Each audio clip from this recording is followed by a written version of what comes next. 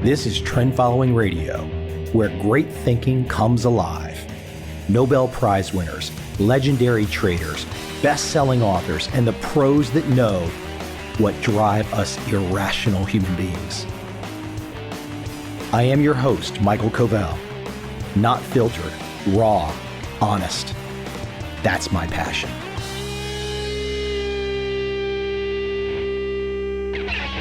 Back in 1980, they made a fantastic movie.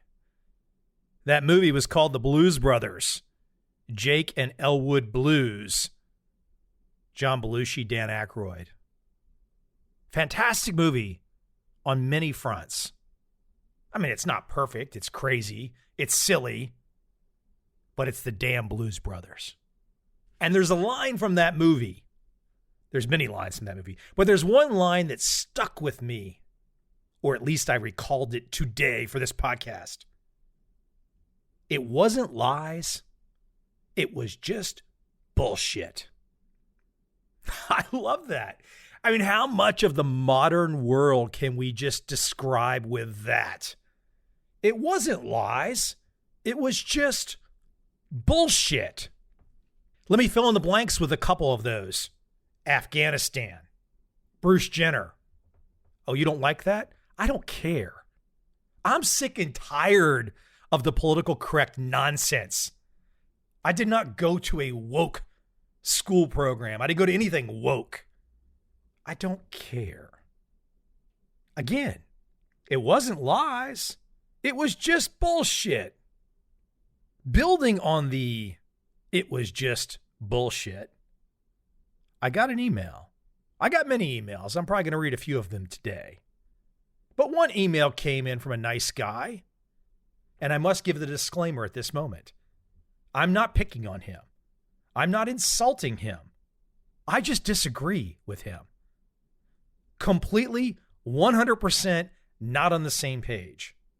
So therefore, when I receive an unsolicited email and it's saying something that I disagree with completely, that is great fodder.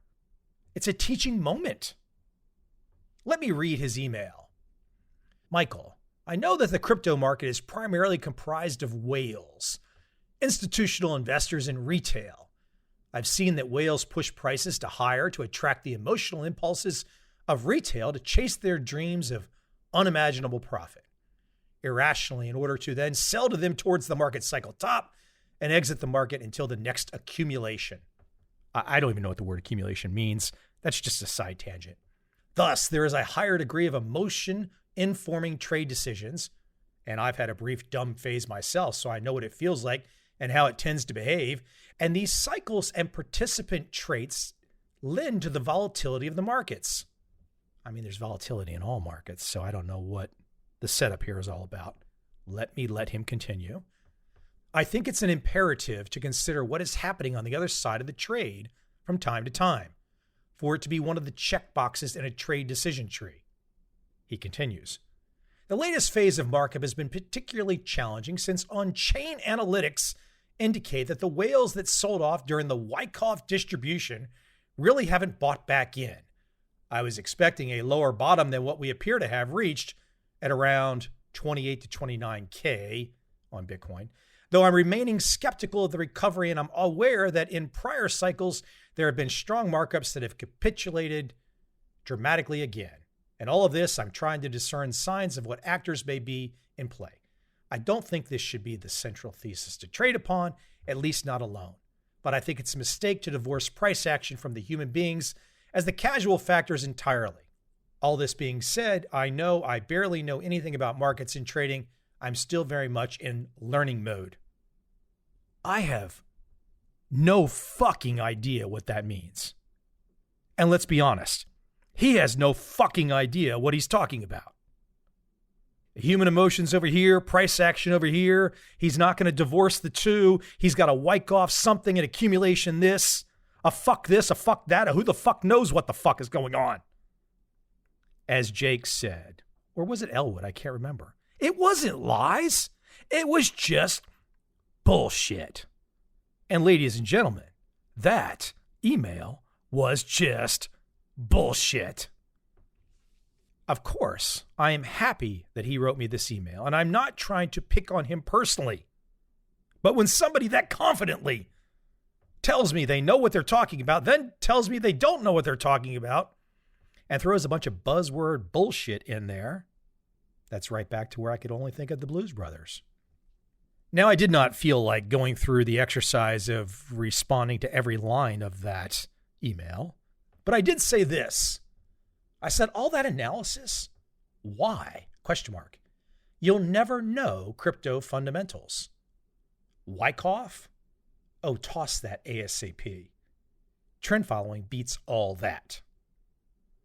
He responded, I guess that's the word when you say EH, So he starts off his response of, well, I know a Wyckoff practitioner who called the Bitcoin distribution before it completed and proceeded to drop like a rock. He projected the drop to 30K with bids ready to catch the bounce. He laid out multiple criteria for invalidating his model, and everything went entirely according to what he called when everyone else was confidently touting the BTC was just about to rebound over the course of months. Bullshit, fucking bullshit. Who the fuck believes this shit? I mean, come on. Let me calm down for a sec. It's such bullshit. He goes on to continue. I watched his first call live mid-March and followed it as all progressed. His technical analysis is pretty damn amazing. He works in the finance industry as his day job. His company is in acquisitions and mergers. Part of his job is to determine whether accepting stock for payment is wise in a given deal. Of course, he then goes on to rip the shit out of me and, I'm just some guy and I don't know what the fuck I'm talking about. Hey, maybe I don't know what I'm talking about. But you know what? There's a tad bit of evidence that backs my point of view in the form of this podcast with some of the world's greatest traders, my books, just a small amount of detail. And for those of you that don't know Wyckoff distribution, this is some of this predictive technical analysis nonsense that people love. They just love it. I mean, if you're a guy in 2021, you can go back to like 1920 or 1930, Wyckoff Gann, and you could find some mysterious ring counting or shell counting or something having to do with Egypt. And when you get that aha moment that you're like, wow, hold on. How could this guy in 1933 know that the golden mean of the Egyptian pyramids attaches to Bitcoin in 2021? And then these guys are off to the bullshit races. They're completely long gone. So I wasn't being a jerk when I responded to him. I really wanted him to investigate trend following. But somebody like that, they've already taken the Kool-Aid. They're already down there with Jim Jones in Guyana, bent over and just guzzling that damn Kool-Aid, guzzling it down like crazy. I just had a thought. I was trying to think of something else politically incorrect to talk about. I won't talk about that. It's not really relevant to where I'm going right now, but I just had the thought. You've probably had that thought too, right? Something's wrong. It's like the needle that's stuck in the side of your brain and it's just itching to be pulled out. Because we are in a point in time of history, and this is a little bit of a side tangent. We are at a point in time in history where you're not allowed to talk about stuff. If you have certain beliefs, you can't talk about those things. Now, if you lived in China, you could talk about them. Isn't that funny? Sure, maybe if you live in China, they will censor you if you talk about some of the leaders. If you live in America, they will censor you if you talk about some of the leaders or subjects. There's certain subjects that are off limits. So isn't that a fun little side tangent? Where is free speech greater, China or America? The answer is clear if you have your eyes open. But you got the horse blinders on, and you're trusting bureaucrats that are telling you that nothing unusual just happened in Afghanistan. Well, then what the hell?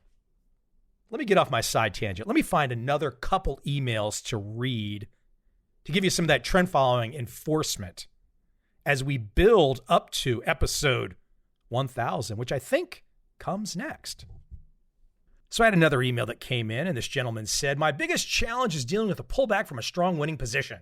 I'm on when a share is moving within a trend typical range, but frequently some have jumped from a 1% to 3% to 5% in consecutive days and putting my stop loss a long way away. Any sign of a pullback, and I'm looking to take profits. I've been managing by taking a small amount of the moving stop if there is a clear support level. This is really impacting my big winners. I can't even read anymore. It doesn't make any fucking sense, right? It doesn't make any sense. Support, resistance, he's taking profits. Why are you writing me? I can give you all kinds of information and education about trend following. But here's what trend following is not. Trend following is not about running around trying to take profits on some kind of emotional gut impulse. Trend following is about following the trend, getting on board and realizing you don't know a damn thing. Now, I might have a little bit of piss and vinegar in my voice today. I might have a little bit of a strong constitution right now. But that doesn't take away from the fact that it's about the damn rules. And the rules are, the philosophy is, first, you're riding the trend. You're getting out when a stop loss is hit. Why are you doing this? You're doing this, the philosophical reason behind this is because it makes more damn money. If you think you're going to sit in front of a screen and day trade, 5-minute bar, 15-minute bar, whatever other nonsense, and you're going to use Wyckoff or Gann or Golden Mean or some other nonsensical technical analysis, and you're going to compete against Jim Simons and Goldman Sachs and JP Morgan with billions in technology, staff that never sleep, and access to the exchanges that you don't have, sure, don't let me stop the fantasy. A lot of people go to Vegas. They go there and they actually think they're going to win. Now, I guess after all this time, it doesn't make a lot of sense for me to get too worked up if people want to do what they want to do. But I just love the contrast. I love taking somebody that sends me something that's completely mindless, completely out there, no foundation, no philosophy, no rules, not a damn thing, and eviscerating it and giving in its place an opportunity, which is trend following. You might not like trend following. You might not want to go the trend following direction, but find what beats it. Find what beats it. Isn't that the challenge? That's the challenge of all investing. To look at these strategies, whatever that strategy might be, and objectively break it apart and compare it. Now, it doesn't necessarily make a lot of sense to compare buy and hold mutual funds of equities to trend following. They're different strategies, and they're serving different masters in many ways. They're shooting for something different. But at least you can compare. That's the point. Some of the stuff that I read today at the top of this podcast, there's no comparing. I mean, this poor guy is convinced that he saw Houdini do a trick with Bitcoin and Wyckoff and distribution and accumulation. He saw the trick. He saw it with his own eyes. He's got one freaking example, one damn example. Would he not think to want to see the trick repeated? Would he not want to find other tricksters that are doing the same trick so he can compare the trick? No. He's in love with seeing the trick the one time. He saw the magic trick. He knows it's real. You know, you could take the direction that I've gone today and you could get rid of the subject of investing. Just throw it away.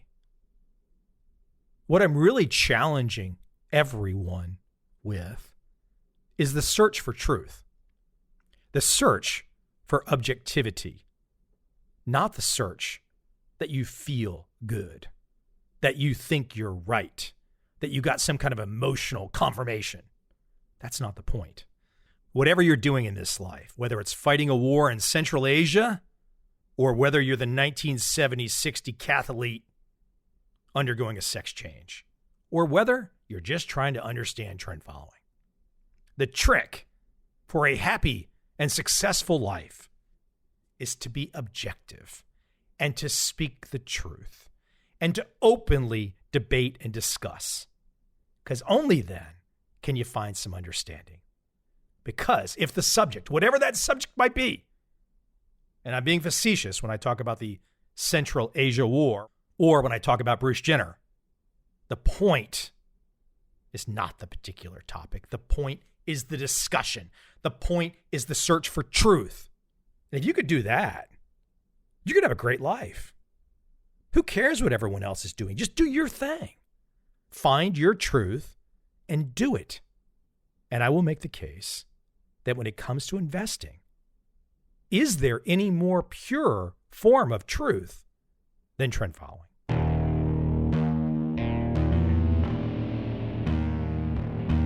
I see a time when those awake will understand how to make money in up, down, and surprise markets.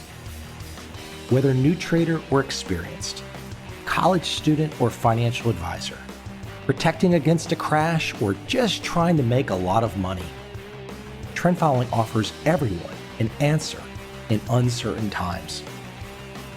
To get started immediately, send me an email, michael@covel.com. I will send you the right trend following steps to take along with my free video. But if you want to buy and hold, trust the government and trust Wall Street, this is absolutely not for you.